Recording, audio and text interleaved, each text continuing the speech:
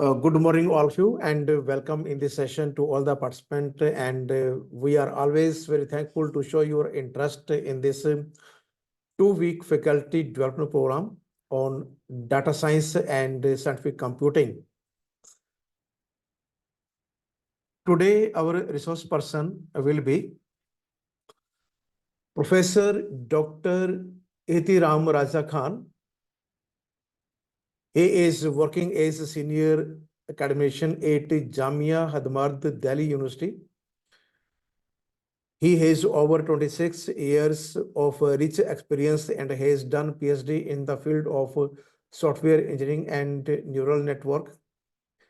His research areas are software engineering, computer graphics, machine and deep learning, big data, analytics, cybersecurity, and IoT.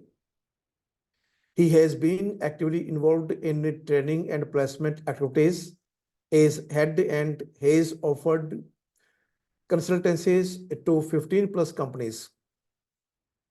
He has over 20 international and Indian patent and copyright against his name. He has written over 20 books and 30 book chapters. He has 75 plus research papers in SCI, Scopus, Springer, and peer-reviewed journals. He has so far been involved with 55 plus invited talks and 25 plus keynote address. He is a famous international speaker. He is associated editor at International Journal of End User Computing and Development and reviewer at Springer, Nature, and International Journal of Engineering, Research and Technology. He is a senior member of IEEE, CSI, and ISTA.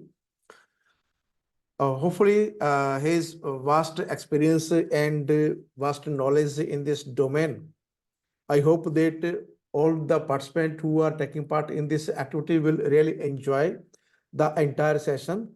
Dear Professor, I welcome to join this session and please address your valuable thought and your expertise in this domain. Thank you very much to join us and welcome, dear Professor. Hand over to you. Yeah, thank you very much, Mir sir. Been wonderful listening to you. Thank you for the kind words. I'll start with the session. So Yes, sir. before we start with the session, let me just remind that this FDP for 2 weeks is about data science and scientific computing. And we'll be talking about data science first. Then we'll be talking about how different applications they are, talking about data, how they are pre-processing the data, cleaning the data for their references. So for that, I think we need to take a short travel through data science. Yesterday's session was wonderful with Valentina Ballas professor. She has been my mentor too. So we'll continue from where she left yesterday. And I'm sharing my screen.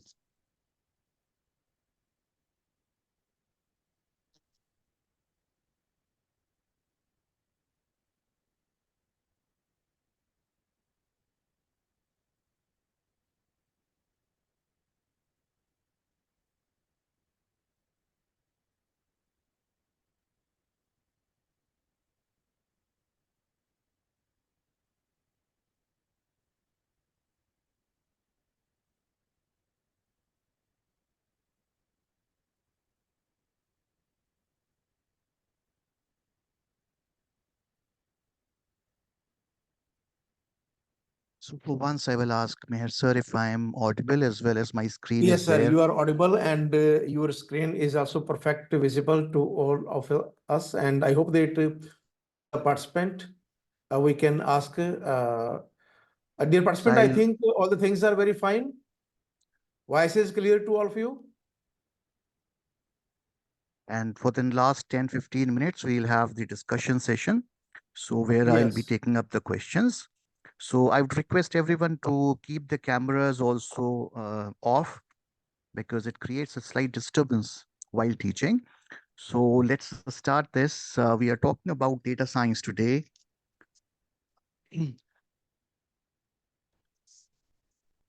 We have data, big data, and the challenges. It will basically quick tour of all this because it will be required when we talk about our actual problem. In the second half, when we talk about it for 1 hour, we'll be totally onto the Google Colab. We'll be talking about cleaning up and everything.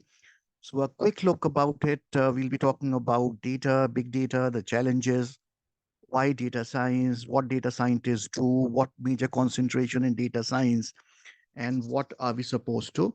Because everything now, if you look into there are people from other countries also, there are people from different states in India, and we see that even the elections are being fought through data science these days.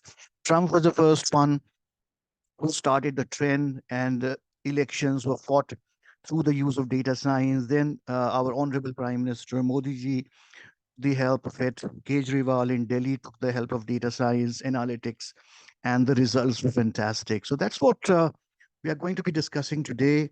Lots of data is being collected and warehoused. What are the sources of data that we are getting it? We are getting the data from the web, the e-commerce data, because everything that we are doing right now, we are buying everything and all shopping and all. It's e-commerce is through the online part of it. Then there are financial transactions. There are bank and credit transactions. We are even doing the banking on the internet now. So the data is coming. Online trading, purchasing. We are talking about stocks. And of course, our Twitter, our social media, WhatsApp and Twitter, our different social media applications. So data is coming at a very, very fast pace. So when the data is coming at a fast pace, we are no longer calling this data as simple data. We are calling it now the data that we call is big data. So Google processes 20 petabytes a day. Facebook has 60 terabytes of daily logs. eBay has 6.5 PB. So if we just talk about something that India has done in the last 6 months, if you remember Chandrayaan, and Chandrayaan was quick. As soon as it landed, it sent about 1,500, 5,000 terabytes of data to the Indian servers. And that was being processed. So the data was processed. We came up with even more insights into the data. So all of this data we're talking about big data. So big data is any data that is expensive to manage and hard to extract the value from. There are three or four things associated: volume, the size of the data is very big, the velocity, the speed at which it is coming is very fast, and of course, the variety and complexity, the diversity of sources, formats, qualities, structures. The data from Twitter is different from the data on the Facebook, data on Twitter, then the shopping data. So data is in different formats. So this is the biggest challenge that is before us. So by the end of this session at 1, we'll be talking about CSV files, comma separated files, which are majorly used for storing our data. So we'll be looking at data and how to manage this data. So by today, we should be able to talk about and take the first step into data science, and that is data, how to manage it, how to clean it, how to process it, and give it to the model for further evaluation. So be patient for the session. It will be very interesting, I assure you. So when we talk about big data, earlier when I started my computers, I was talking about kilobytes of data. If you look at the internal spiral, we are talking about kilobyte of data. The processing was batch processing. Some people came up, then the database used were table. So rows and columns, SQL tables we were talking about. So when I started, I have a very small floppy with me, and that floppy drive was sufficient to carry my entire semester work. But now even the pen drives, the hard drives, and then even the cloud sometimes is falling short because we are talking about data. So when we are talking about data, we are talking about big data, we're talking about volumes of data, we're talking about variety of data, we're talking about velocity of data. So if you look at the spirals, we are moving from inside to the outside. So we are moving from kilobyte to megabyte, gigabyte, terabyte, petabyte. So this is all 10 to the power 3, 10 to the power 6, 10 to the power 9, 10 to the power 12, 15, and all. So, and if you look at the iter spiral from batch processing, now we are into the real time processing. So if you look at the cricket coverage, if you look at the football coverage, if you're looking at market Sensex and all, you see it's all real-time processing. So the data is changing so fast. You look at Netflix, we are all using Netflix, and you're all using Hotstar, Amazon, and all, and you see the contents of the screen. Now they change very quickly. Now we are not waiting for 6 months or 5 months or a year for the website to change. Now we are, ladies and gentlemen, we are right now into the age where we are talking about converging technologies. So all of these technologies are converging technologies like AI, blockchain, IoT, then data analytics. So we are talking about how to use these technologies to our effect. And so now part here is that we are now into the real-time processing. Everything is being done real-time. So our challenges are more. So when the challenges are more, our analytics part will have to be very strong. So our data now is, as I've seen, it's in the terms of petabytes. So the types of data that we get, we have the relational data coming from the tables. We have the text data coming from the web, semi-structured data, XML data, graph data, social networking, semantic web, RDF format, streaming data. They say data is streaming live. And so this is the kind of data that we have. So variety of data is coming. We have to deal with it. And data science is here to help us. So that's what we are going to be looking into today. First, let us take where we are using it and then how to do it. So by the time we end today, it will be about cleaning up the data and the databases data that we have got today. So how to use this data? We are using aggregation statistics. Those who are from mathematics background, they must be knowing about correlation, regression, mean, median, mode, and all. So statistical algorithms are being used. Indexing, searching, querying, knowledge discovery, data mining, statistical modeling. All of this modeling is being used by the AI algorithms. So when we talk about AI algorithms that we'll be talking about today, they are supervised, unsupervised algorithms. So through the sessions, through the slides that we'll move on, we'll be talking about different kinds of learnings that AI system is doing, how machine learning is helping us, how deep learning is helping us, what is the difference between machine learning and deep learning. And that's what you're going to learn in 12 days of sessions, in 2 weeks of sessions. I went through the syllabus and it's like a wonderful drafted syllabus where you're moving point wise. So today is day number 2, and we are talking about the applications of data science that are using all of this theory. So data science is a multidisciplinary field of study with the goal to address the challenges in big data. Data science principles apply to all data, big or small. So we'll see that whether the big or small, we are going to use data science. So it's as I said, it's a converging technologies, computer science, mathematics, statistics, all will be used. So we need probability based. If you see naive based classifier, we're talking about probability. If we look at regression models, we are talking about statistics and all. So in all, every field is being touched. So you need not to worry that much. Like I'm not from mathematics background, but the algorithms will help you. Python is going to help you up because there are ready-made algorithms there which we can call into our programs, and that statistical part would be done. So that's what we are going to be looking at today. Let me tell you again, all of us are teachers from wonderful universities, wonderful colleges, and we have been using C, C++, Java.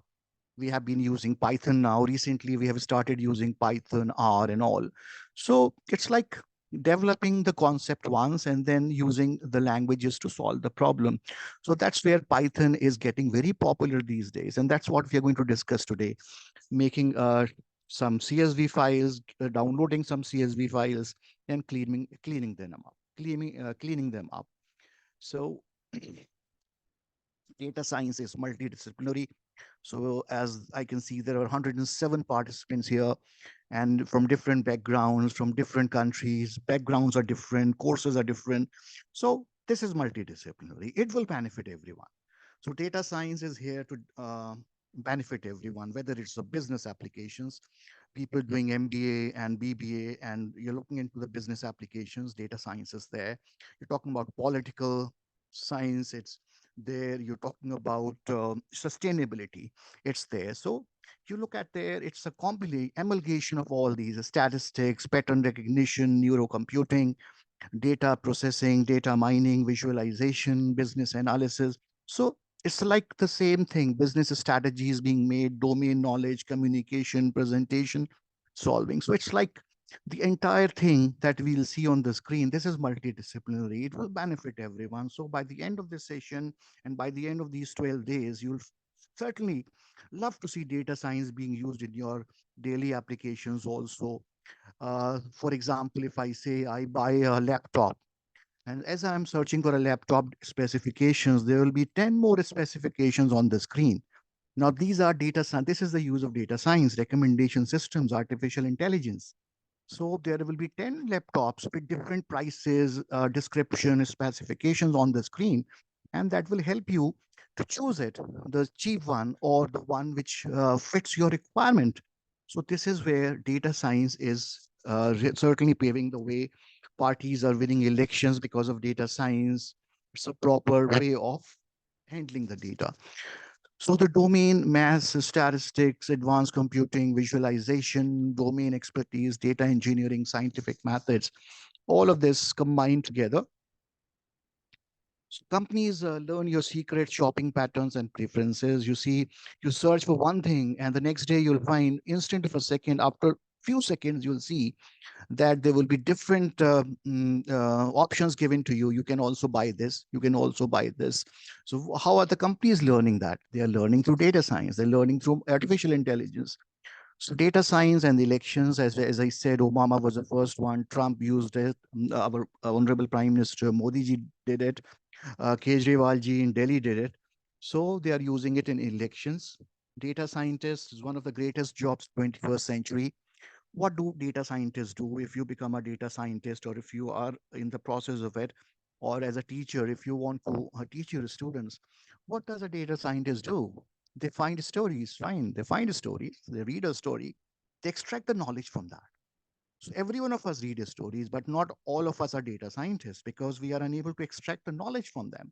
So if we are able to extract knowledge from a story, they are data scientists. They are actually not reporters, but they extract knowledge, and that's what we'll be discussing. So, data scientists are the key to realizing the opportunities presented by big data. So, big data is there, data scientists will be there to help you. They'll bring structure to it, find compelling patterns in it.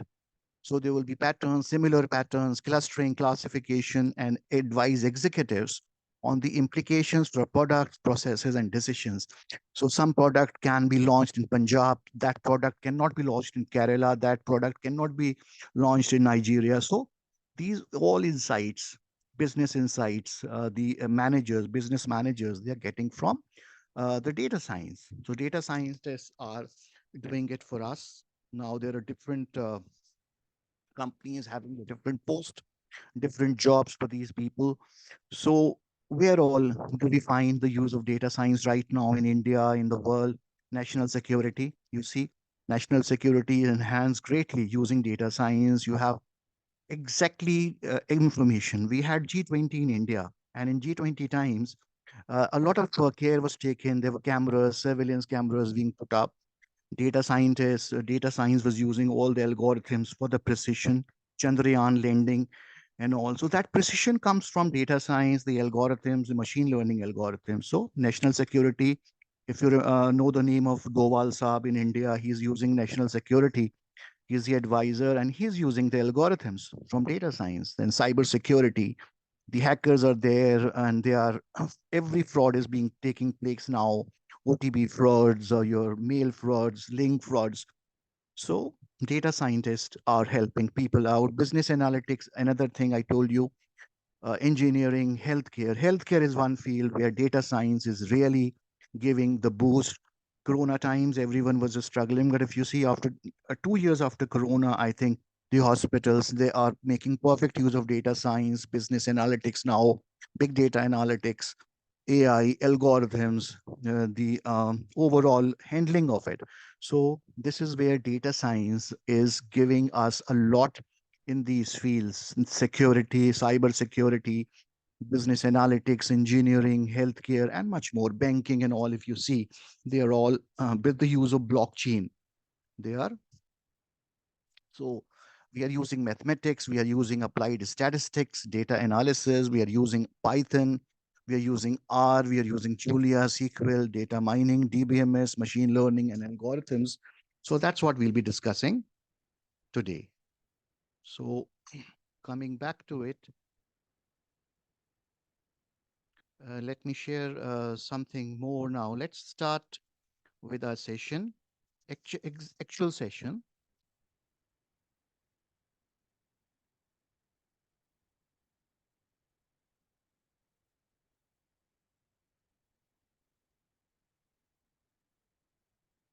So for once, I'll ask if the screen and if the sound is visible. I can see there are 113 students, the teachers here Yes. who are there. Yeah, it's visible, sir. Okay, so let's proceed. So uh, we'll be taking the example of healthcare data and data processing in this. That will help us out. So if we start now from it, artificial intelligence is one technology, is one field which is going to help us in this. In computer science, AI is demonstrated by machines in contrast to natural intelligence. The term AI is used to describe machines that mimic cognitive functions that humans associate with other human minds, such as learning and problem solving. AI is a field where you are making machines intelligent. So you look at your smartphones. Your smartphones are intelligent now. NLP you'll be looking at. There is one session on NLP in your FDP, natural language processing. You dial a number, you just speak, dial Amit, play this song for me. Alexa, play this song for me. Alexa, what is 2 plus 2? So that is the use of artificial intelligence. Alexa is making use of natural language processing. So these all applications, they are linked to data science. So data science is making use of artificial intelligence, and we'll see how it's helping us. So AI is John McCarthy was a father of computers. So he coined the term AI in 1955. He was instrumental in development of early AI techniques. There was Lisp language which came up because of him. LISP, if you take in capital, it is list processing. So that was the first programming language of AI. Then came Prolog. Then we have R and Python now, which are specifically used for AI projects. So when I say about projects, projects are again, projects can be from banking project, it can be from your agriculture. So agriculture is greatly making use of your data science now. The farmers in big states like Punjab, in the south and the middle, they are making perfect use of data science in agriculture, and agriculture is booming. So profits are increasing. So that's where we will be discussing, and then we'll be talking about data. So in all these references, we'll be talking about the terminologies, algorithms. We all understand algorithms are step-by-step solution of a problem. So in data science also, in machine learning, AI, we talk about algorithms. So algorithms are capable of learning from data, and can themselves write other algorithms. If you understand now, it's the threat to the society right now is ChatGPT, Bard you're using. It's an AI program that is helping, generative AI it is, and it is generating something for you. Students are using it for generating assignments. You are using it for generating your question papers, objective type, subjective type. So all this is coming through artificial intelligence. So algorithms, step-by-step solution of programs or problem. So this step-by-step algorithms can be they're not language specific, so they're language independent. So algorithm is always written in English type syntax. You called it pseudocode also.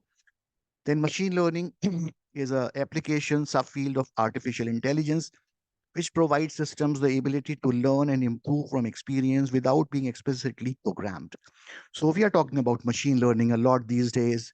We are talking about deep learning. So machine learning, when we talk about machine learning, friends, we are talking about the use of statistical algorithms. So in previous slides, which we took for half an hour, we were talking about the use of statistics, regression, correlation, mean, median, mode, chi-square test, t-test, and so many statistical formulas being inserted into the machine learning part of it. So we write the code for it. So there are people who are writing hundreds and hundred lines of code for it, but there are people who are calling functions from Python. Python, suppose, has a function mean function. It will calculate the mean of the data that you have.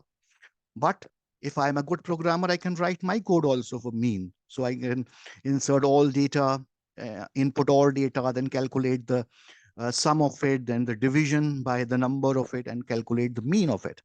So, but those who are mathematics from non-mathematics background, they can always take the use of functions, Python functions. That's what I'll be demonstrating today. Towards the last half an hour, we'll be focusing on that part. So going into other terminologies that will be used in coming slides, neural networks. Neural networks, artificial neural networks are computing systems inspired by biological neural networks and nodes called artificial neurons. So this will behave like your brain. Each connection, like the synapses in a biological brain, can transmit a signal from artificial neuron to another.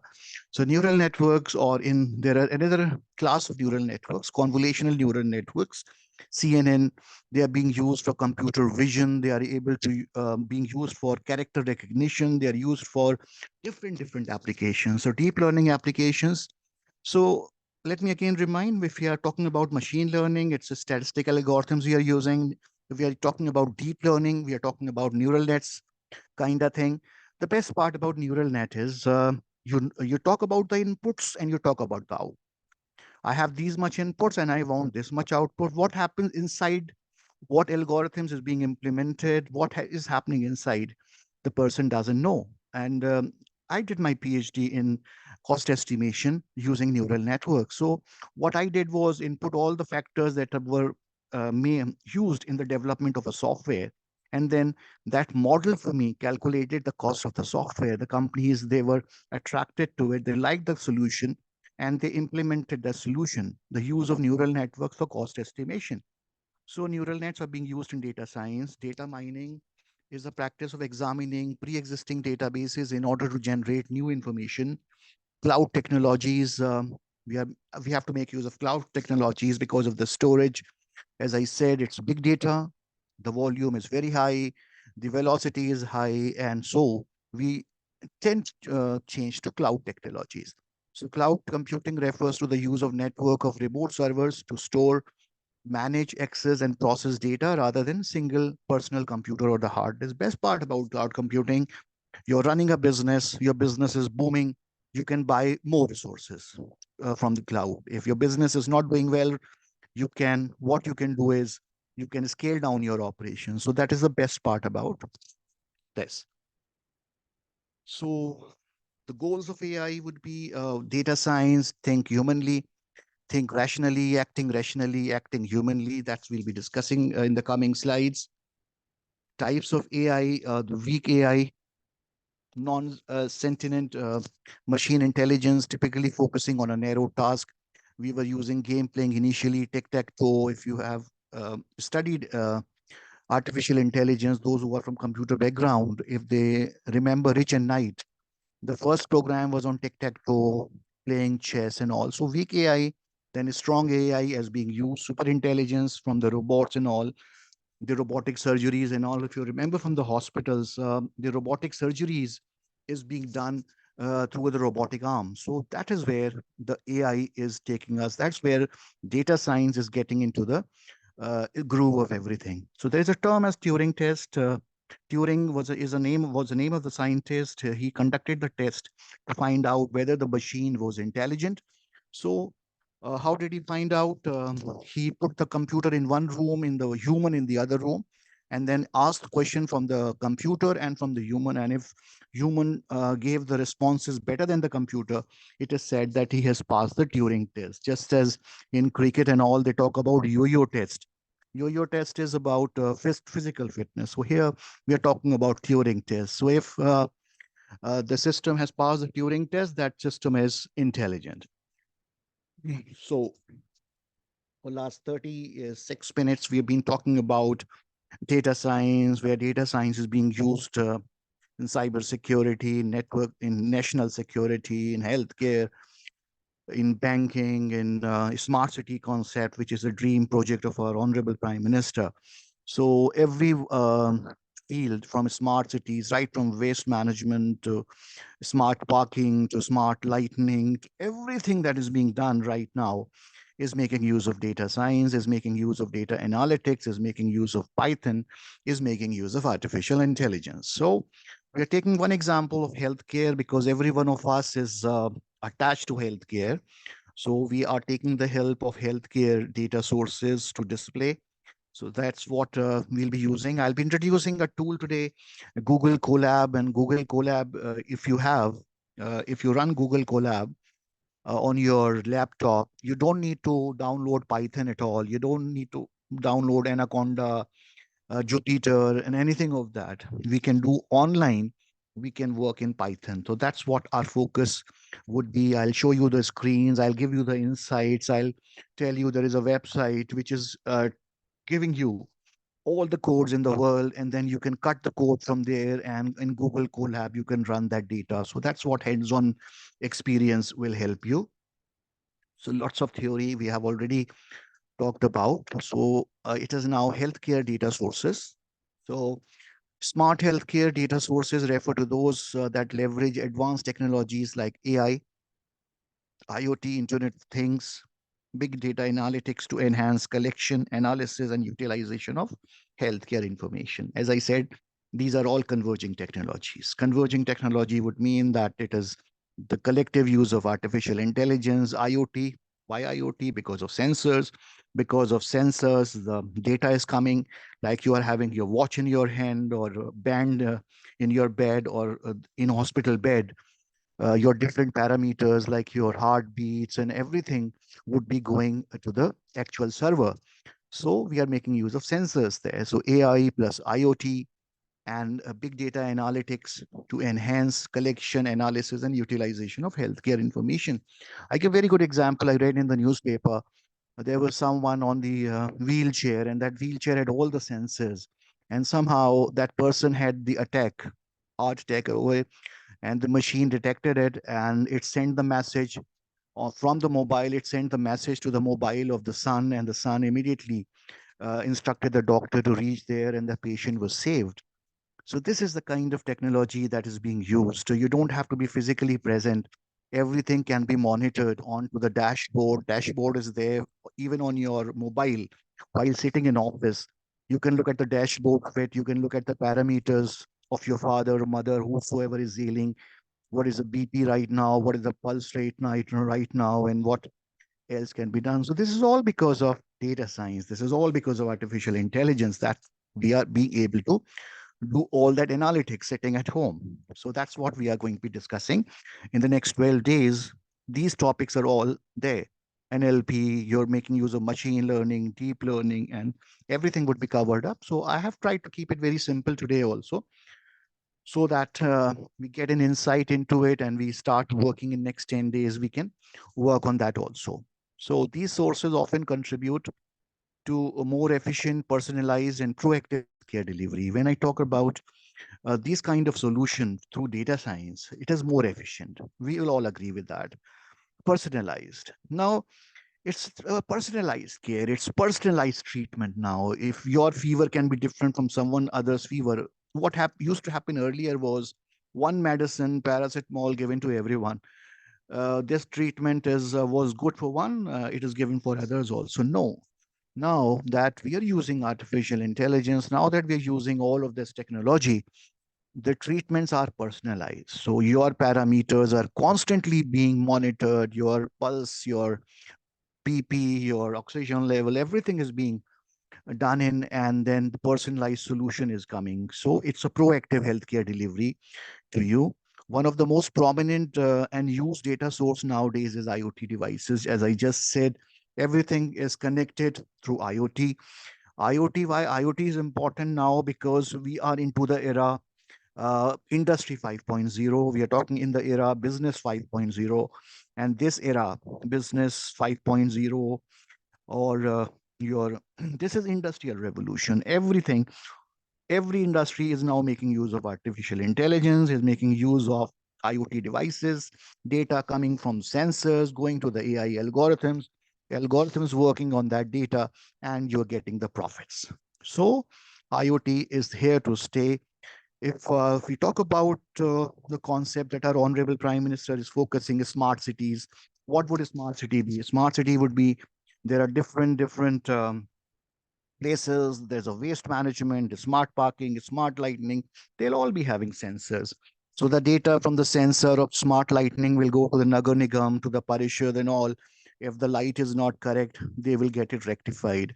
Your waste management, your dustbin is full in your area, the message should go. Ideally, it should go to the Nagar Nigam, and the van will come immediately, take up that, empty that dustbin. And so for all that, you would be requiring data. This data will have to be processed. So that is what we are going to be talking today. You're talking about fake news, and there is a data set of fake news. That data set might contain some empty values, some duplicate values, let's say some wrong values. Now, those wrong values, duplicate values, or empty values will have to be filled up by something worthwhile. That would be the topic of discussion today. In the remaining 1 hour that we'll have, we'll be basically focusing on that part. So coming back to this IoT devices, what are these IoT devices? These are our wearable devices, our smart watch that we are wearing, other devices that we have. Um, so smart sensors, medical equipment connected to the internet gather real-time patient data, such as vital signs, activity levels, medication adherence, allowing for continuous monitoring and personalized care. As I said, right now, the concept is personalized care. We are constantly monitoring the patients, and this is where healthcare has gained a lot from data science. So, telemedicine platforms are there, platforms that facilitate remote consultations, monitoring. In Corona, this was the only source with us because doctors were not allowing us to come closer. No doctor would take that risk. So there were remote consultations and monitoring. Agreed, those days we were struggling, but right now, these platforms have been made very strong now, and hopefully in future they should be very helpful. And it's very mind-boggling. It's heartwarming. Is the patients from other countries now are coming to India for treatment because they say in India the treatments is the best treatment right now. Earlier, we used to go to America and all. People are coming back to India now for the treatment. So that's where we can say that our country, for since 2000, has made a tremendous growth, has tremendous advancements in these fields. Platforms that facilitate remote consultations, monitoring, generating data on patient doctor interactions. So directly as they are interacting, the patient and the doctor, that data is being generated, that data is being sent to the main servers, getting stored into the doctor's mobile system, so that the doctor will not have to ask the patient again. The history is there. So diagnosis, treatment plans in virtual healthcare settings. So earlier we used to carry all our prescriptions from last 6 months. All prescriptions were carried. Now the doctor has it all. So the doctor systems, the hospital systems, and they are carrying all your history. So you don't need to carry them. So if you again see that platforms that facilitate remote consultations, monitoring, generating data on patient-doctor interactions, diagnosis, treatment plans in virtual healthcare settings, and all because of data science, all because of AI algorithms, all because of this converging technologies.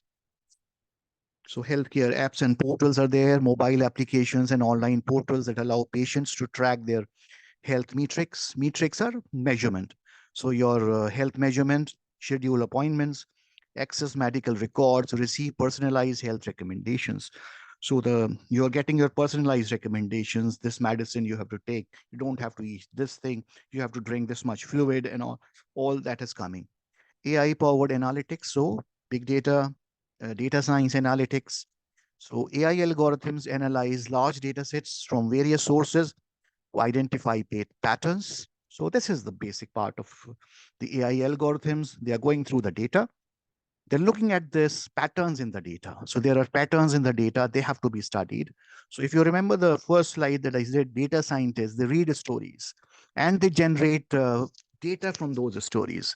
They extract data from those sets. So this is what the AI algorithms do. AI algorithms analyze large data sets from various sources to identify patterns, predict diseases, optimize treatment plans, and improve operational efficiencies in healthcare institutions. Then the most important part that's being used by hospitals and by different business applications is the use of blockchain. So blockchain in healthcare, blockchain technology ensures secure and transparent sharing of healthcare data. So it is secure. So when we talk about blockchain, hackers can never get into your system. Hackers cannot ask you to pay for something that you haven't used. So blockchain technology is ensuring secure and transparent sharing of healthcare data, enhancing data integrity, privacy, and interoperability among different stakeholders. So blockchain has made the things very secure, private. So that's what we'll be discussing in the coming slides. So other things that we have to look into before getting into the actual part of it, electronic health records. So we are talking about EHRs now, digital records of patient health information. So it is digital records, no longer manual now. I said everything is there on your doctor's desktop or laptop or on the cloud used by the doctor. So digital records of patient health information, including medical history, diagnosis, medications, allergies, immunization dates, laboratory test results, and all. Everything is there on the cloud, on the system. Data science is using these records, is getting out the history, is taking out decisions, and guiding the personalized healthcare. So this is where we are really working on. And as I said, Indian brains are the best brains in the world. We all agree with that. So Indians are really doing a fabulous job whenever they are doing it using data science. Never before there were so many patents being filed uh, in the world. In India, the maximum patents being filed, patents for your data science, for analytics, for AI algorithms, for AI applications. So this is because we are really working on this now. Then health information exchange, HIE networks that facilitate the sharing of health related information among different organizations, allowing access to patient data across various healthcare providers securely. So you can move from one network to the other network. That means you can refer to the doctor from other world also, other country also. Uh, Someone's mic is on, I suppose. Please put the mic on off. I'll be really thankful. Yeah. Medical imaging, if I'm not audible, that is a different thing you can point out. But if that is not the case, I'll just take at 11, I'll take a 2 minute break so that you can also have water. I'll also have water for it. And then we can proceed with the next work hands-on experience. So it's going to be very interesting. So just try and focus 1 hour more. Then I'll take up your questions. So medical imaging data, radiology reports, MRI scans, X-rays, CT scans, and other medical imaging data that assist in diagnosing and monitoring conditions. As I said, neural networks, CNN, deep learning methods, they are all making use of this data, MRI scans, X-rays, CT scans, and they are coming up with the cancer treatment. They're coming with your, even they were helpful in Corona times. They were taking that chest images and they were diagnosing it at a later stage of it. So medical imaging data is there. Our algorithms should be such they can make use of these health records of exchange, health information exchange, medical imaging data, MRI, X-ray, CT scans. We are all working on these applications. Public health databases, resources managed by government agencies or international organizations containing information on population health, disease prevalence, outbreaks, and demographic data. We are all, our data science algorithms are making use of all these public health databases. Whenever there's an outbreak, you get a warning through your algorithms beforehand.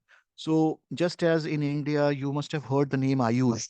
So Ayush is one government agency which is helping in the healthcare part of it. It's a wonderful organization doing a lot for the country. So if you need any information, you can go to the portal of Ayush. You can find so many information there. This disease, that disease, that symptoms, and the cure. So all of this is there on it. Our If we run our algorithms, we can always access these organizations and make our algorithms efficient. So coming back to it now, the actual part would start. So we have talked about in 40, 45 minutes, 47 minutes, we talked about data science, where data science is being used, where AI and converging technologies are helping us. Then we talked about healthcare, took one case study of healthcare, and we are talking about healthcare data because this is one application which we everyone is familiar with. We could have taken this application as some banking application also. We could have taken it as a fake news journalism problem also. We'll talk about everything through all this 1 hour. We'll be talking. We have the habit of talking too much, so we'll be talking of different applications. But one example that is there visible for you is healthcare. So data acquisition, data has to be acquisited, data has to be collected, data has to be prepared. So this is the step there where we will actually now start talking about the data. If you have healthcare problem, you will talk about healthcare data. If you are talking about banking data, banking application, you're talking about banking data. If you have something related to journalism, you will have the data sets pertaining to journalism, about news, about magazine. Someone's mic is on. Please put it on mute. Please put the mic on mute. No.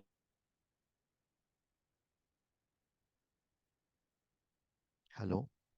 Yeah, I think now it has been put on mute. So data, we are talking about data acquisition. If I'm talking about any of application, you talk about a bank or a journalism or healthcare or your digital marketing, anything of that sort, we have to acquisite data for that particular application. So example that we are taking right now, it is basically healthcare, but we'll be talking about everything. So data acquisition refers to the process of collecting. Data acquisition refers to the process of collecting, gathering, and capturing information from various sources. So that sources can be the registers, the previous data files, or the manual registers, or other sources that the hospital or the shop or the bank uses to store the data. So from various sources, Ibrahim, please put your mic on hold, on mute. Dr. Ibrahim, by mistake, I think it is getting activated. Data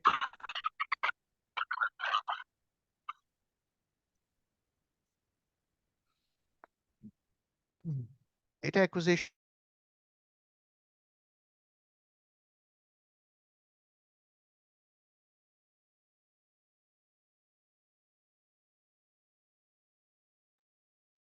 Professor, please unmute your mic. Yes, sir. Yeah, Thank it you. is fine now. Yeah, thank you. So, dear participant, you all are muted. If you have any question, you can raise your hand, or either you can put your question in the chat box. Thank you. Keep it in the chat box, or you can raise towards the last 15 minutes. We Yes, will be yes, yes. looking at hands. Okay. Yeah, So it thank will. you very much for the patience. Yeah. So data acquisition refers to the process of collecting, gathering, capturing information from various sources. It can be manual sources, it can be computer files or sensors, which we are talking about, IoT sensors. So IoT sensors for further processing, analysis, and storage. I said it is Industry 5.0. And so Industry 5.0 is basically making use of AI, blockchain, IoT. They are all converging technology specifics now. So in simpler terms, it's the method to acquire data from different devices, instruments, or systems. Key components of data acquisition would include sensors, instruments, signal conditioning, data conversion, data transmission, data processing, storage. We'll be looking into this one by one. So key components are basically the data is coming through the sensors or through the instruments. If you see, there's always been one TV type machine on the bed of the on the top of your hospital bed, and it's giving your no pulse, your BP, and your uh, heart rate, and all. So we are talking about instruments also. So sensors and instruments, the data is being acquisited from them. So first thing, data will have to be collected. So after collection of data, we'll be talking about this pre-processing. So I'll take a 2-minute break here for just for having a water and a something.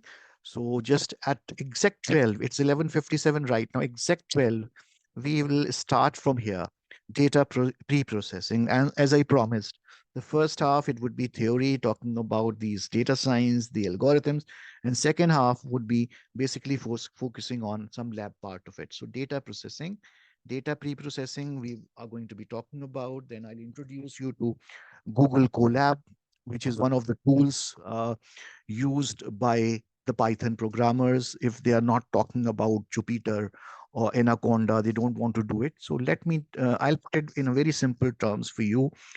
So just 11:58 it is, just 2 minutes of time. And at 12, I am again joining up from here. I'm putting my mic on mute for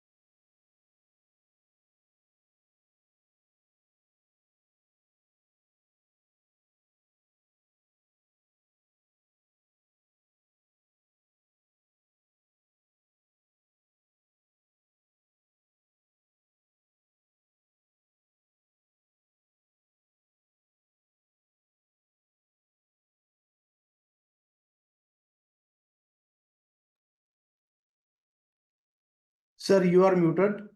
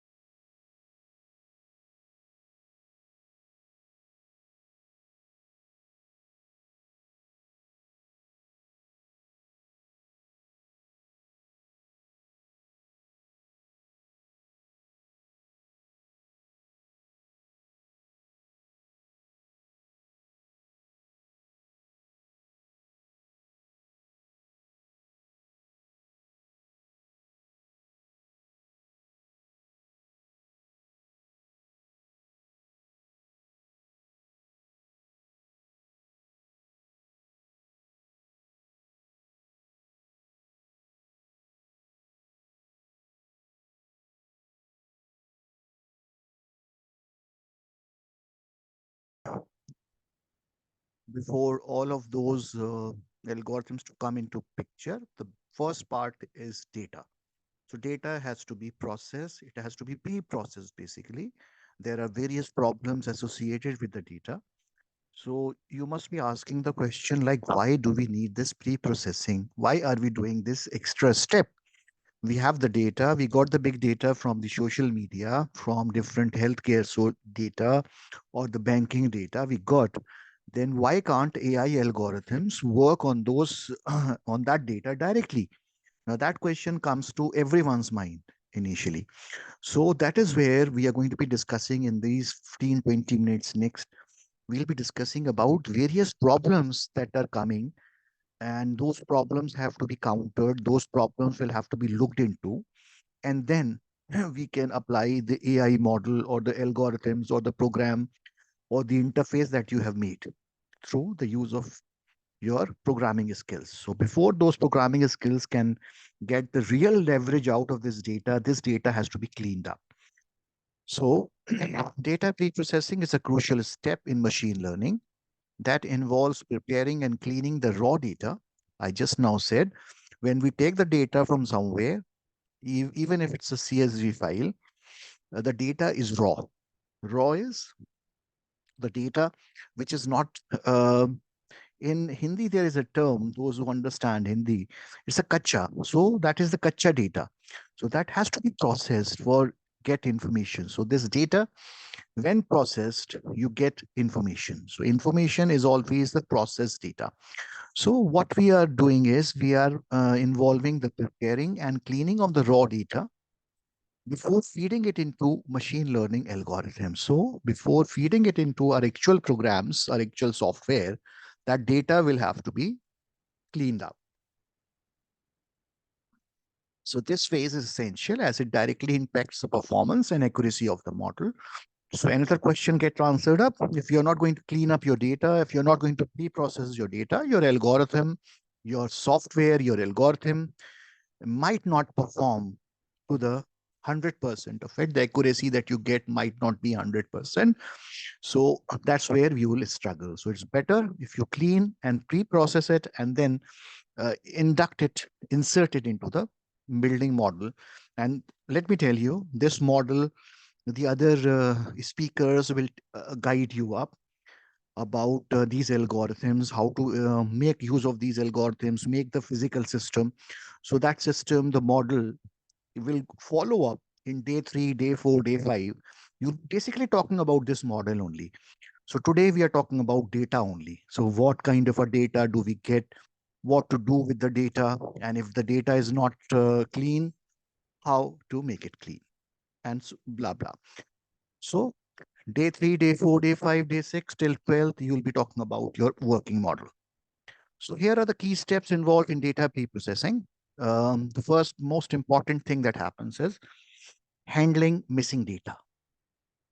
Now, suppose you go to a medical store and you say, I want to make a software for you, AI software for you, and I want to make it something big and your profits will rise and this and that. You give a complete picture of it.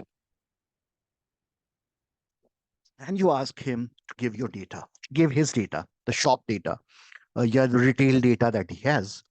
So you'll take the data from him in form of registers, or he'll give it in form of a pen drive, a floppy drive, or your some hard disk drive. He'll give you, this is my data. You can work on this data and make a model for me, the AI model for me, and give me the model.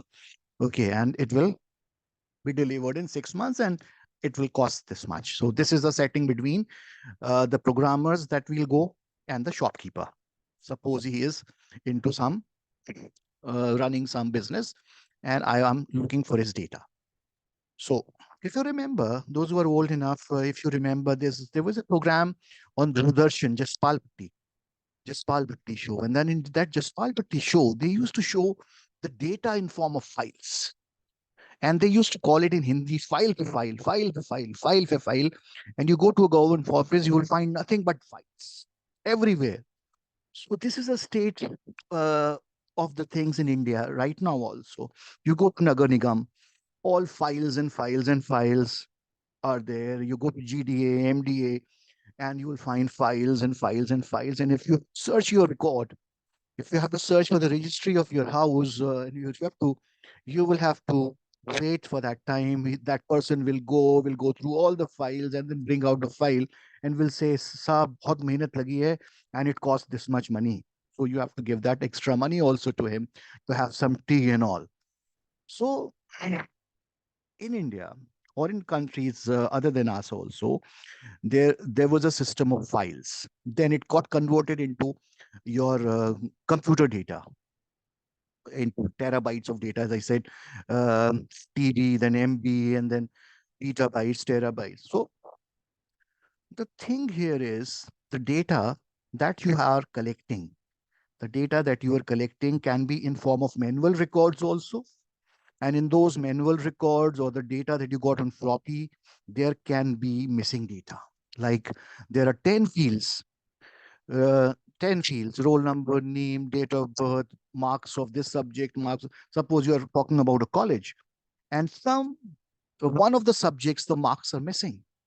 And you have to give the degree to that person. He's asking for the mark sheet and duplicate mark sheet and the degree of his records. So now suppose uh, the clerk went and collected the data and he set on the system trying to make the mark sheet or the degree for that person who's applying. He's already applied, given 10,000 rupees to get the degree. Now, mind it, if the data is, some data is missing from your data, actual data, what will happen? So this is one very big problem, and it is there in almost every stream. Wherever you go, the data tends to get missed also. So data can be inaccurate. Data can be, let's say, totally missing or inaccurate data. Suppose there is an age column. There's a computer file. There's an age column, and it's about the students of MCA. And the age is in the age column. It has 18, 21, 22, 19, 20, the years of his age. Somehow there is one minus 100 also in that file, minus 999, minus 100, minus 1, or 1,000 something. So can some person be 1,000 years of age, or can some person's age can be negative also, or there is complete blank in that column. There is no data here. So handling missing data is one of the most important things that will have to be done to pre-process the data. We'll be looking at examples. I said the programming examples from Google Colab. I'll show the screens to you. I'll guide you up. How do you open that?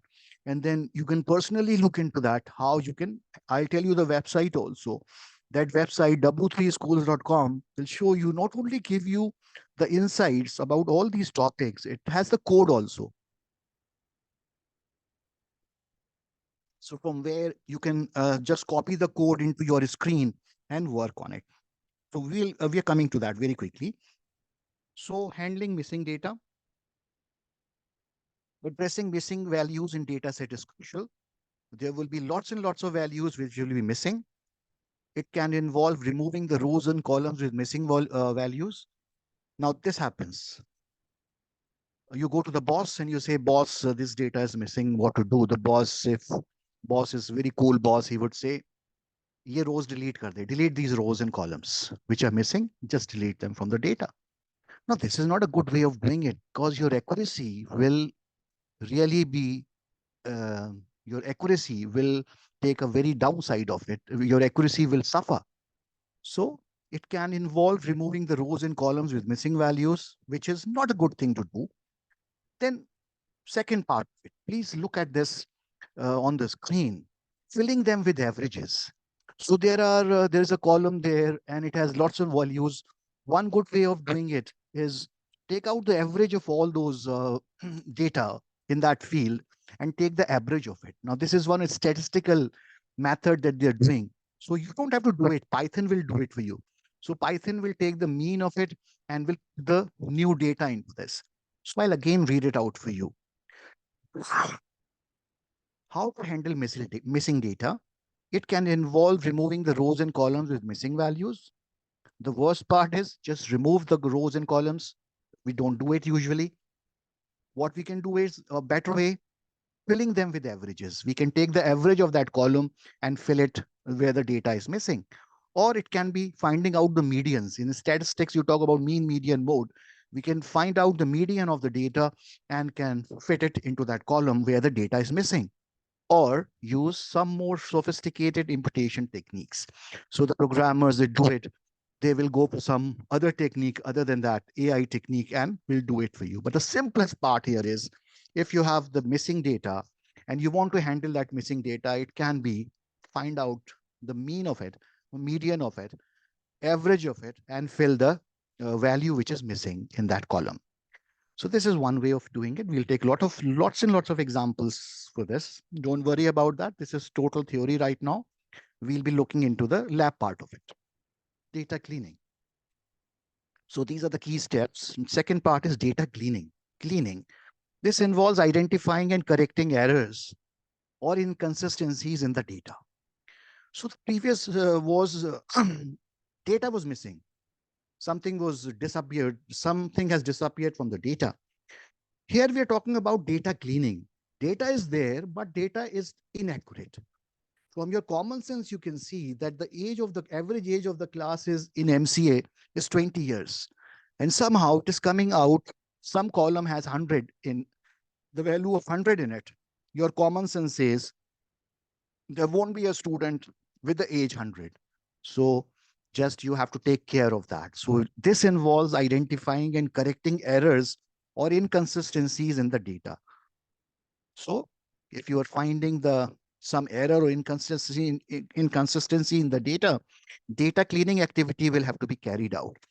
It includes handling outliers, which can be done by removing them or transforming them to bring them within an acceptable range. We'll be doing this, I'll be showing you through the screens through Google Colab, and there we'll be cleaning that data where we'll find something is very absurd is there on the screen. So this is all a part which we are discussing, just slight patience, and then we'll be having wonderful slides with supported results also. Another thing that we can do with pre-processing is normalization, scaling. Ensuring that all features have the same scale prevents one feature from dominating the others. So, as I said, the age of one student cannot be 100 and the rest are 20. So ensuring all features have the same scale prevents one feature from dominating others. Technique like min-max scaling being used by AI algorithms and data science scientists, they are using min-max scaling or standardization, Z-score normalization are used to scale features to a similar range. So this normalization, again, we look at the example in our code. Encoding categorical values, machine learning algorithms work with numerical data. Categorical variables need to be converted into numerical form through techniques like one-hot encoding or level encoding for a model to interpret them. So categorical values will have to be converted to numerical values because we are talking about data which has to be numerical.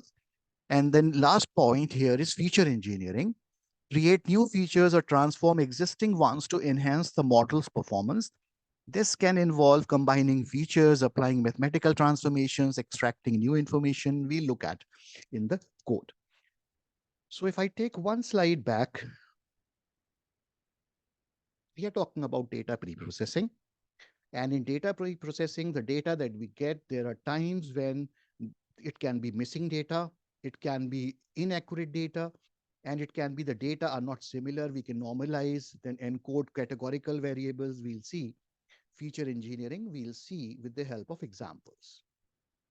Then there is another concept which comes in our algorithms, which is dimension reduction. So for data sets with large number of features,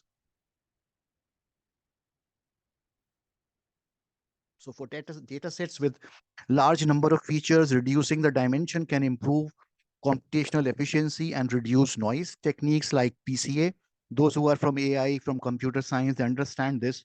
Principal component analysis or feature selection methods are used for this purpose. Let me tell you PCA. Every one of us has seen Spider-Man.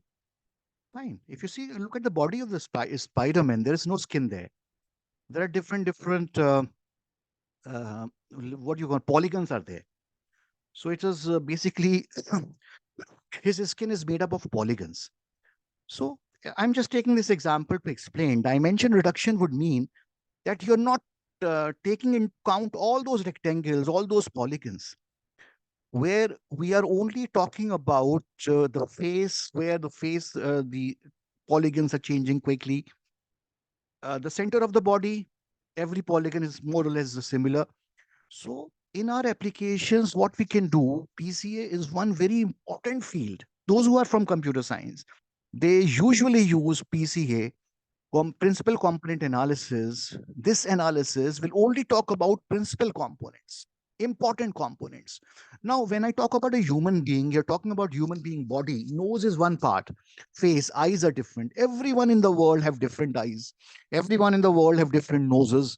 But the body, if you see, it is basically the same rectangular type body. Hands are basically the same. Fingers are different. So, if you talk about a human body, and you're talking about principal components. Principal components would be those components which are like eyes, nose, ears, and all. So if we are talking about processing, we should be focusing on principal components only. And one such algorithm in AI is called PCA, principal component analysis. What it does for you is the first word of your topic, dimension reduction. It reduces the dimension of the problem. That means if you have lakhs and lakhs of points for that data, it will be converted into 1,000. If you have thousands of data, points of data, it will be converted to 100. So this is one scheme that we'll be doing. Train and split will be one.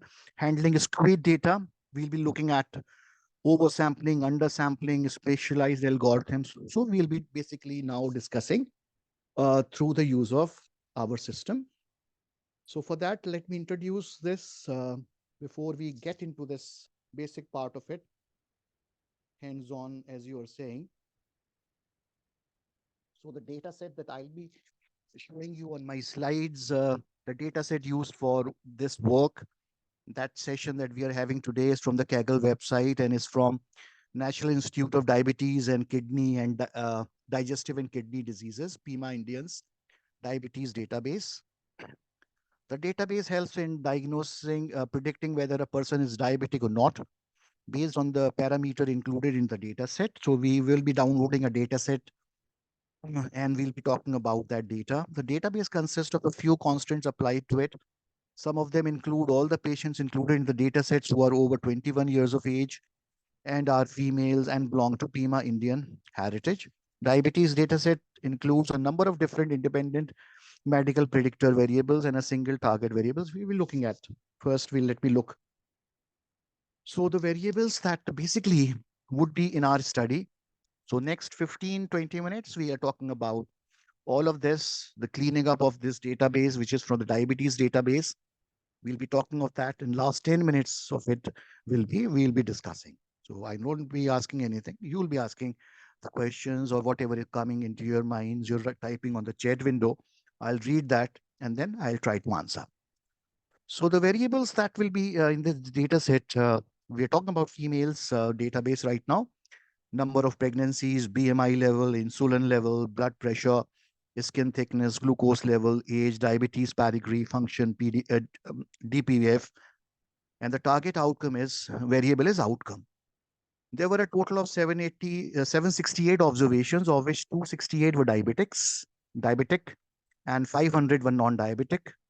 So the data set which we have taken here had 768 instances, 768 records, basically. 268 were suffering from diabetes, and 500 were not suffering from diabetes. So this was some introduction about the data that we are taking. We are talking about a data set from one Kaggle, which is talking about diabetes. So again, coming back to this problem that we are doing, again, if we look at it, we'll be pre-processing this diabetic data set. So data cleaning, it would be feature encoding, missing value imputation, normalization. All of these activities will be performed in Google Colab. I'll show you. So in the analysis of the data set, pre-processing steps were taken to prepare the data to be passed through visualization and clustering techniques. Pre-processing stage consists of 4 steps. As seen, we've been discussing this.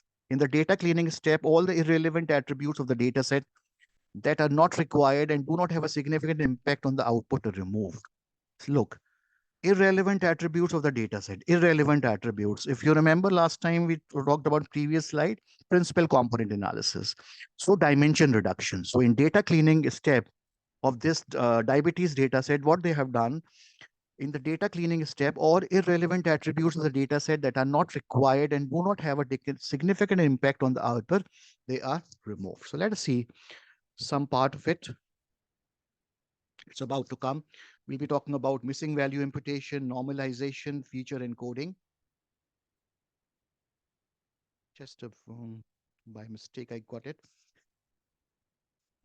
So data pre-processing here, some analysis was performed on the data, and stop words like the, to, off, and end are amongst the most frequent words used in the data set.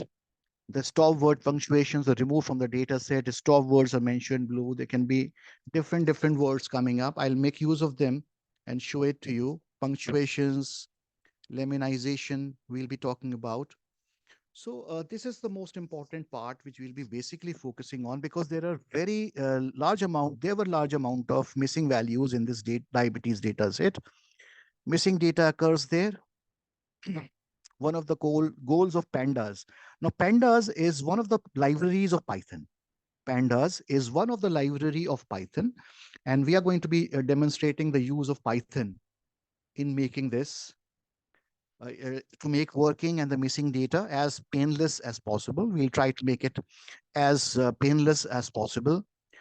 So we'll be using pandas library. And if you see on the screen, there is a word NaN. Now this NaN is not a number. And this NaN will be in the column wherever there will be a missing data. Wherever there will be a missing data, we'll replace it with NaN, not a number. So we'll be demonstrating the use of Colab as I suggested. So we are coming to a part of it. We have already talked about this, why transformation, because it's missing. So now, for a moment, we are now into the programming environment. We are now talking about Google Colab, as I said. Once I introduce this, I'll even take you to the screen of Google Colab and will demonstrate. So this is a part here. This is basically a Python code. And you see, first focus on these two lines. Import pandas as PD, import numpy as NP. The rest of the part we are using for classifier and for making the plots. Just we are not concerned about right now. What I want to lay focus on is first two lines of this code.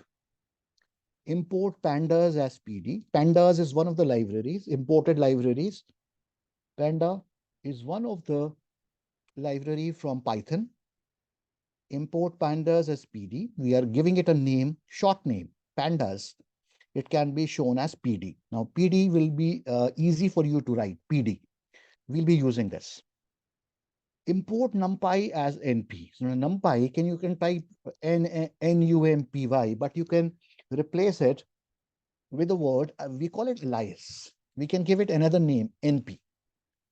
Now you look at the first thing on the screen. Now you look at this one. If you see, df is equal to, df is one of your variable, df is equal to PD dot. Now this PD is your import pandas as PD. So this is your PD variable. So PD dot read underscore CSV. Read underscore CSV is your Python function.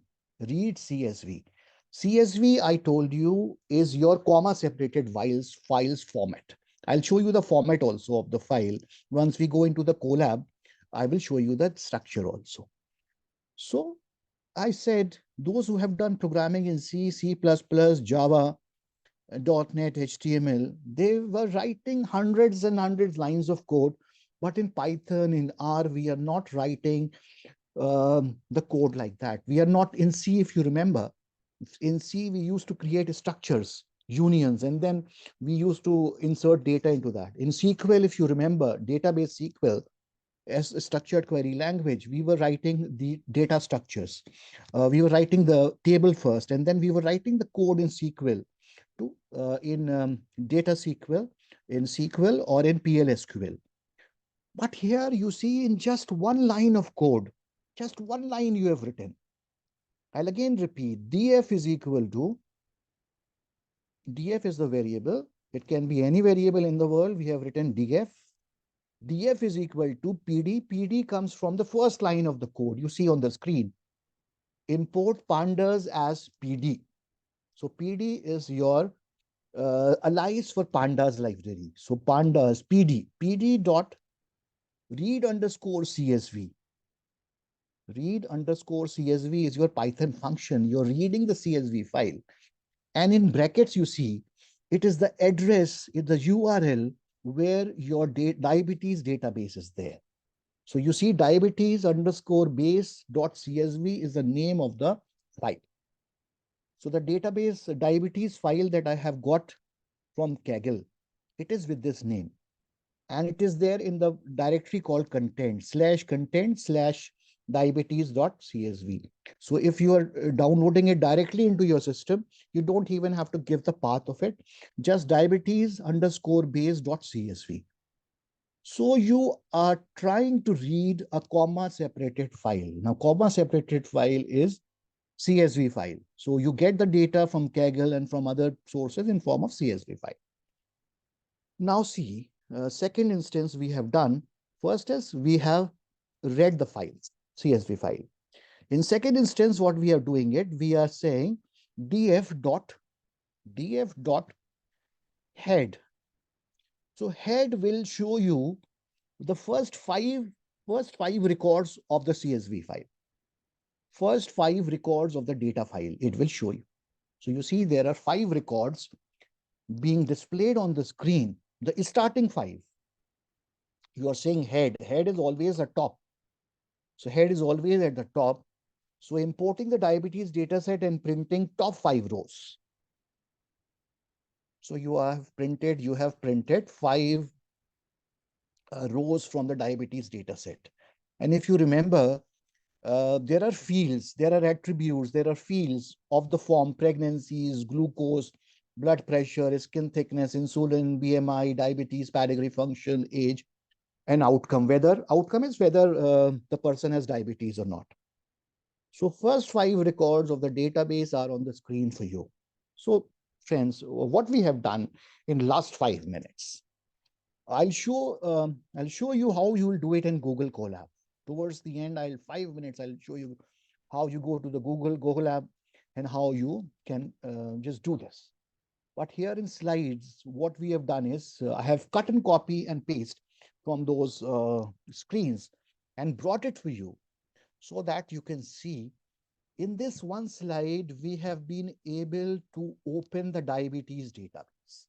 And how many lines of code have I used for this? Just 2 lines of code to see the first 5 records. Just 2 lines of code.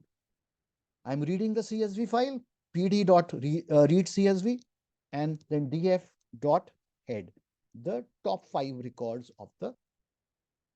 So we have done it using Google Colab. You can do it even in those who have done Python already.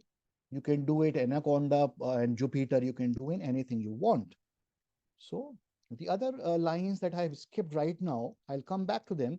They are basically, we are classifying and we are plotting something. So I'm not going to that part right now because my stress here is what topic we have for today is data, getting the data into the system, cleaning the data where the data is inaccurate, cleaning that data, filling it with some mean values, filling it with NAN, filling it with the mean and whatever. So we are trying to, so statistics of the database, 268 have diabetes and 500 do not have. If you want to see the structure of the data, you can see it with df.describe. So df.describe is showing you your database in a detailed manner. Something more on that, I'll come back. You can visualize the data. And now this is your, I think this is your FDP day 5 or 6. There is a wonderful day of topic, visualization and storytelling. So in that day number 5 or 6, exactly I don't recall, 5 or 6, storytelling and visualization. So data visualization can be done. So data visualization can be done. If you see at this black row here, you see histogram and then parameters. So just one line of code and you are able to create these visualizations. If you remember, most of you must have used Excel, MS Excel. You remember Excel?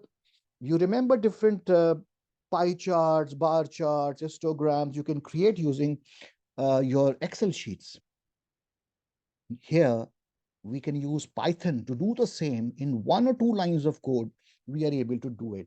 So on day 5 or 6, you will be reading all this, creating the data visualization, making different graphs and all.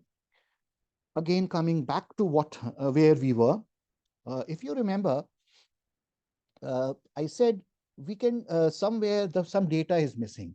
I can fill it with mean. So this is the Python function, the mean function. There is a mean function in Python. If I'm a programmer, I can write my own code also. But if you're using this mean function, this will find out the mean of this. Then again, coming back to this, import pandas as PD. This is giving the alias name, as I said. Import NumPy as NP, again giving a name to NumPy. NumPy and pandas, these are Python libraries. There are many Python libraries. Keras is there. Keras is used to create neural networks, CNN. So we are basically right now using pandas and NumPy only. So if you look here, this is the part 4 here. They are talking about the data set, fake news data set. So you can download from the Kaggle, and from that path you have taken here to here, you will give the path where the data file is there. Extension of your CSV file, extension of your database here is .csv, comma separated files. You can download it, so you don't have to import the drive even, you just have to do it previously as we were doing. So pd.read CSV will read it for you.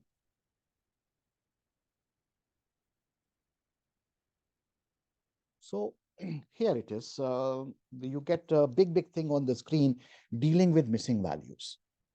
So far what we have done, let me again summarize the programming part that we are trying to gather is, our topic for the day is data preprocessing in data science. So using the read CSV file, we have been able to read the diabetes file. We were able to read that fake news CSV file.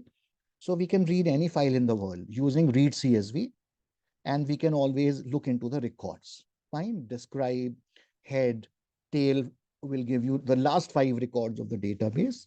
So as you get accustomed to Python, you will start doing different things.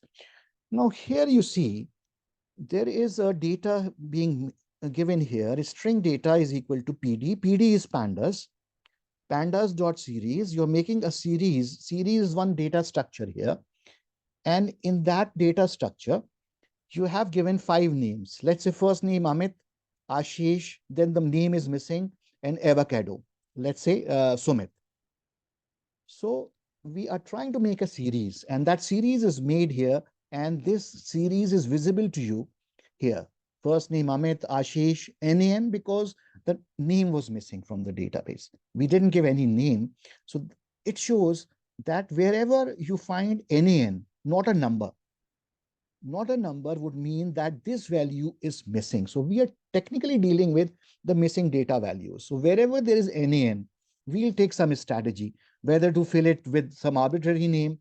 In this case, if the name is missing, the name of the student is missing, we can delete the second row. So if we delete that, there would be Sumit, Ashish, and 3 names there in the database. So now you can do this. String underscore data is your, this string underscore data is your variable here. Previous example, string underscore data. Then look at Python function. There is a Python function they have put. Dot is null function is called for. Now you see, which line shows true? 0 false, 1 false, 3 false, because data was there. There is no null value there. But what about 3? 3, NaN, not a number. Number is missing. So you see a true there. So you can have, when you use Python, you are using some of the books. I tell you, w3schools.com, w3schools.com, go to Python. And Python, I'll show you once. I'll show you. Uh, Before leaving, I'll show you. You have all these practices for you. You can do practice from w3schools.com, missing values, finding out the mean, putting mean into that value. So whatever we do, it is all there. Otherwise, pick up one of the books, standard books that are available, and you should be able to learn it. Let's say the right-hand side, from NumPy, import NaN as Na. So data is equal to pd.series, and you see Na 1, Na, 3.5, Na, 7.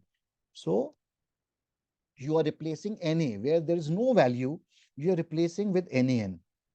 So the first line says, from NumPy, import NaN as Na. So if there is a value not there, Na, it will be replaced with NaN. So you see the screen, these values at two places, second and the fourth, they are replaced with NaN. So similarly, you can work on a different. Now look at this one, this last one. Let me again tell you, when you are a scientist, when you are a programmer, and something comes to you, only then you are using the functions. You are not using 1,000 functions of Python every time. I'm using Python function wherever it is required. Now you see data.dropna is one function. Dropna is one function from Python which will drop the empty values. Dropna will remove the empty values. You see 1, 3.5 and 7 is displayed here. 1, 3.5 and 7, they are displayed. And what about the null values? There were two null values. They have been dropped using a function dropna. So let me tell you, these are all functions which are there in Python. You will go through w3schools.com, go through Python, and you will find all these functions. You have separate topic there, cleaning of data, and you find that the data can be cleaned up even by dropping the values. So this was one of that. Again, if you look at this, we're trying to make something. I'll quickly take 5 more minutes into this, and then I'll take up your questions here.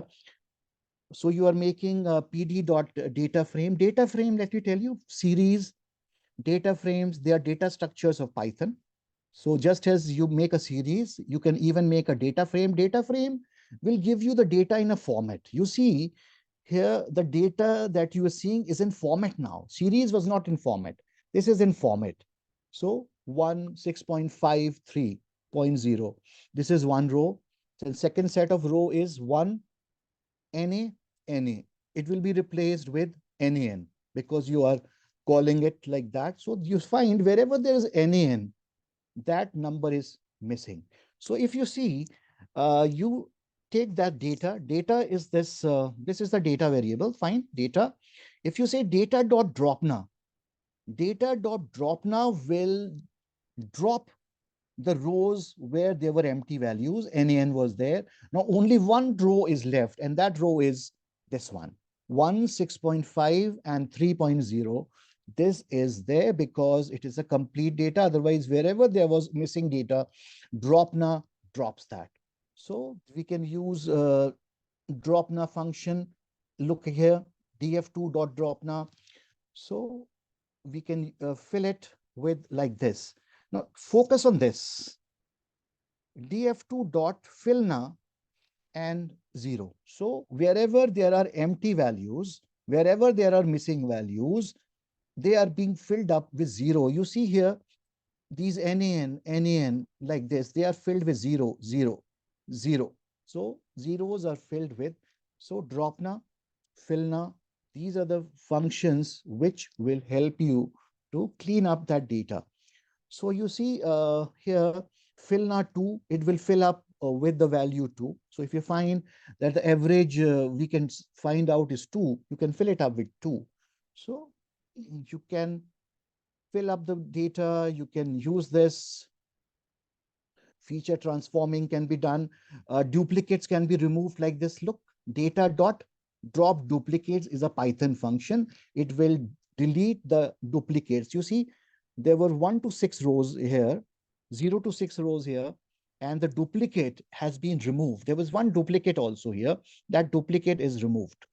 So you find there would be 5. Replacing the series here, you see this last example, minus 999 is a wrong value in your database. Minus 999, minus 1000 is a wrong value which somehow has entered noise or some collection of data. There are wrong values in this. So you see your data will look like this, minus. You can replace it with some worthwhile value, the average, or that. So this is here, you can replace the value with, see here, 999 has been replaced with NaN. So it will show you that there is no number here. Wrong number has been replaced with NaN. Similarly, they replace 1000 with this. So minus 999 minus 1000 replaced with NaN. So now you see the data, even this minus 1000 goes away. This comes in a form which is slightly better than this. So these are all functions. Replace functions are used. There are so many, finding out the mean, then replacing with the mean. So describing the data. So this is all that you will learn as you go through these slides. So I'm stopping the sharing from here. I'll take up the questions, okay, and I'll tell you how you will move ahead in this.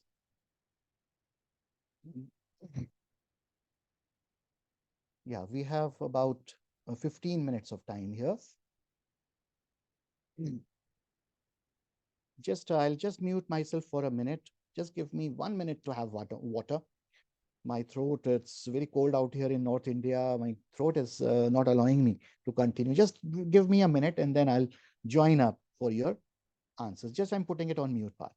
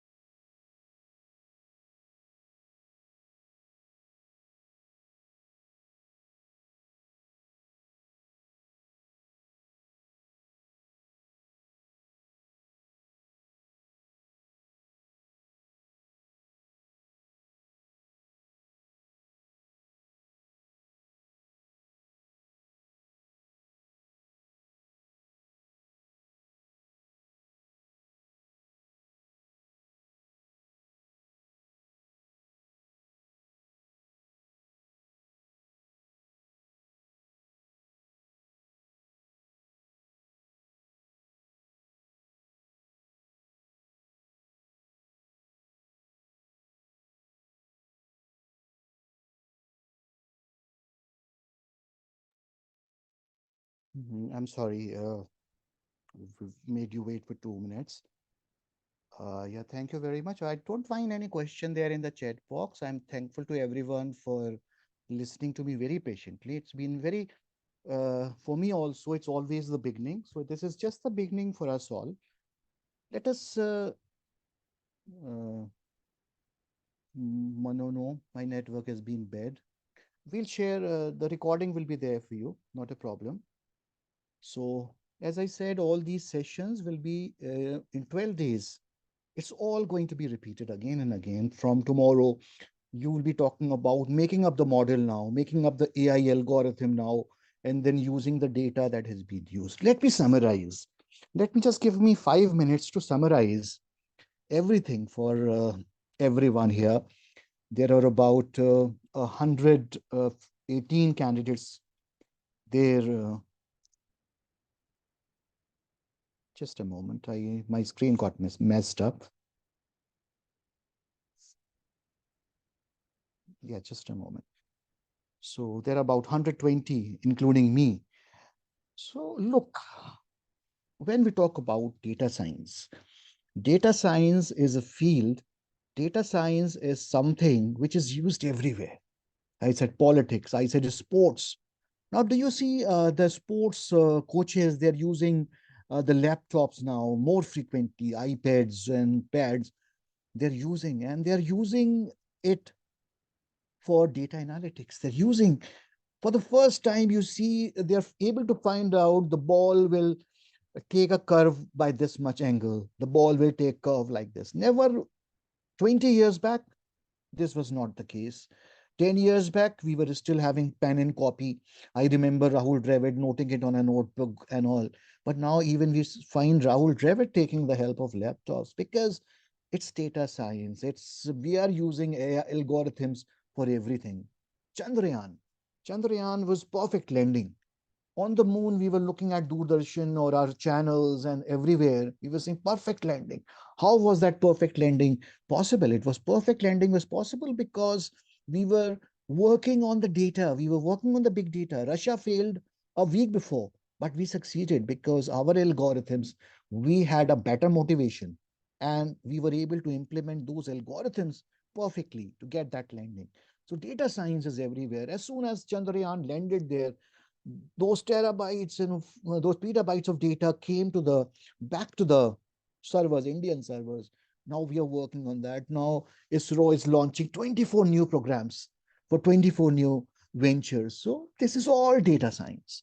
So data science, analytics, artificial intelligence, blockchain, IoT, everything is now coming into the groove. Now we are lucky enough, in fact. When I was doing my MCA, I was having the system only for 15 minutes. Only for 15 minutes, we used to get the system. In those 15 minutes, we were able to write one or two C programs. So now we have laptops, we have iPads, we have all the facilities, clouds and all, everything is there for us.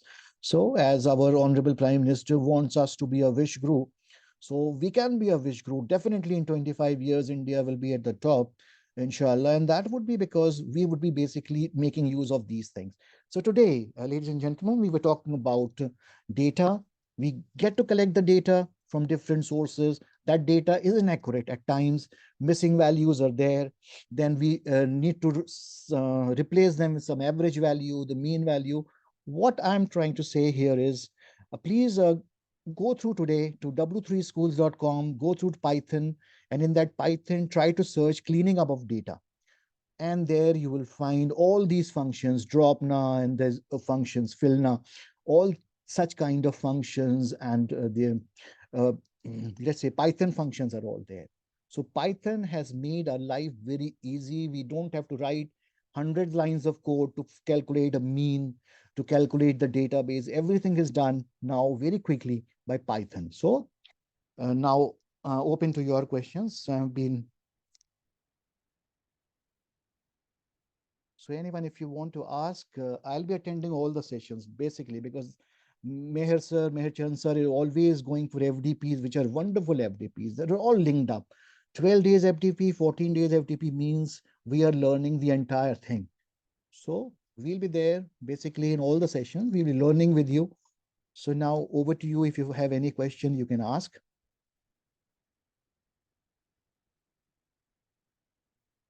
Mir sir, I took it from my home today Sir, because there is one question in the chat box from oh, Joleka. He okay, is asking, I got you. yes, in the chat box, please. What are the criteria for going to deletion of row and column in our data or some other statistical method? Well, that depends on application to applications. The critical applications would definitely be requiring the statistical mean or median of that value. Otherwise, if we are going for some very layman kind of a exercise, we can always drop the values.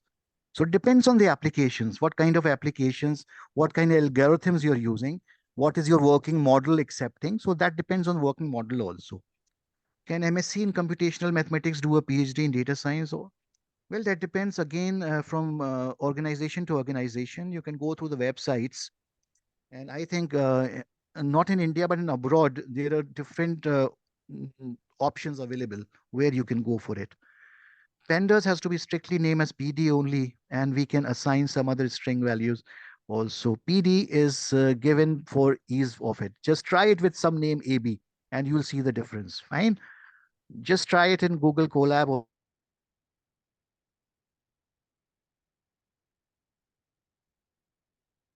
Please unmute your mic, sir. okay. Okay, it was on mute, I suppose. Yes.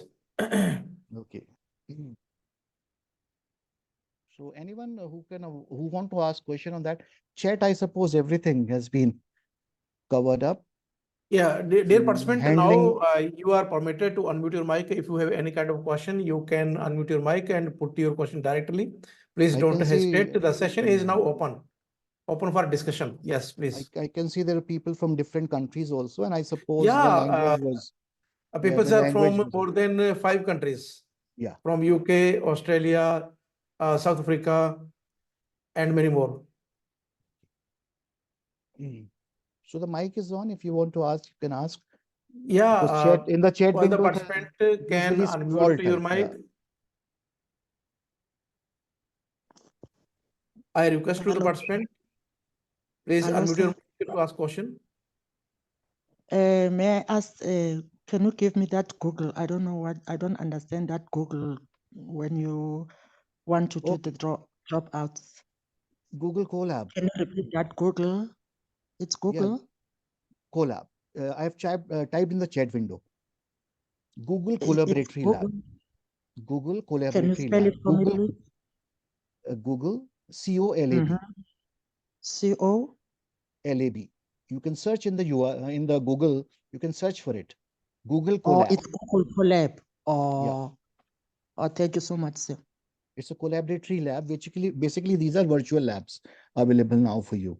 So you don't have to Okay. download anything. Okay. Okay, you W3 just schools. Yeah, w3schools.com is also one site. Please go through it. okay. I'm W. typing in the chat window. Oh, thank you so w3schools.com. much. You can find, and then inside you can search for cleaning of data, and you have all the functions they are given there. When are they used? Why are they used? Because time in 2 hours you cannot cover everything up. You can go through it, and if Meher sir puts forward some queries at a later stage also, I'll take those queries. Okay, sir. I'm Thank you so putting much. my mail ID here. If you have to ask me something, you can ask on this. Because basically I'm working on 2 Saudi projects right now. One is on healthcare, and in that healthcare right now we are into this mode only, data pre-processing. So that the data that we have is in Arabic, we are converting it into English, and we are then converting it into wherever there are missing values, we are working on that.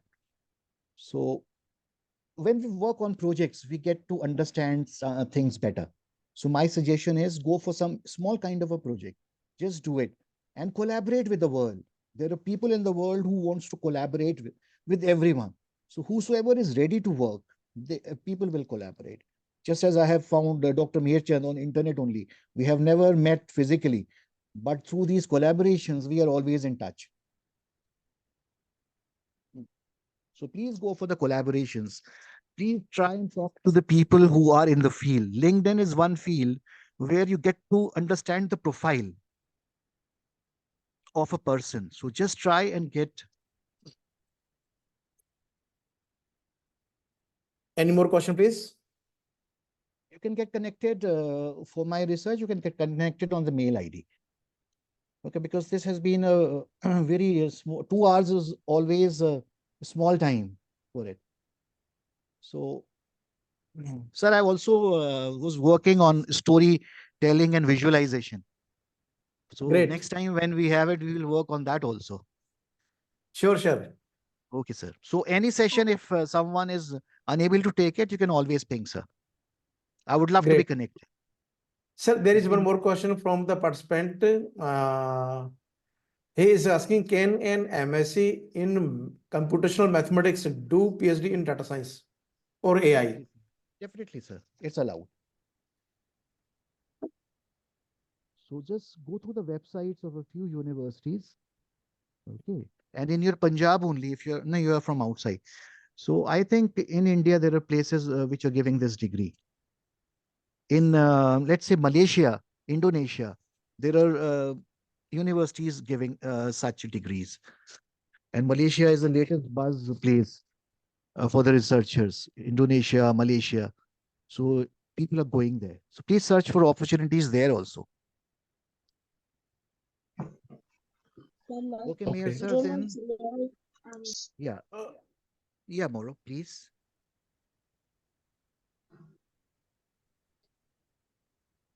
Yeah, you want to ask something? Please unmute and ask.